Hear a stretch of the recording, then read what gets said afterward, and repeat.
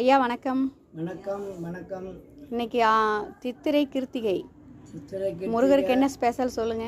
முருகருக்கா, அவருக்கு சந்தன அலங்காரம், பன்னீர் அலங்காரம் அனைத்துமே அவர் நீரில் குளித்து அப்பனுக்கும் பாட சொன்ன சுப்பையர் அவரை மலையேறி அவருக்கு செவந்தி பூ சூடி அவர் மனதார நினச்சி என்ன செய்ய வேணுமோ வேண்டி மனதார சந்தோஷமாக வந்தோம்னா அந்த சந்தோஷ பிரியமாக அனைத்துமே சகல இதுலேயுமே உங்களுக்கு திருப்தி தர மாதிரி நிகழ்வு ஆகும்.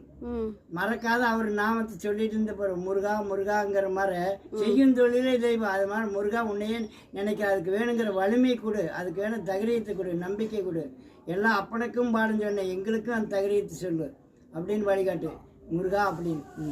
சரி பாடுறேன் சாமி. பாடுங்க.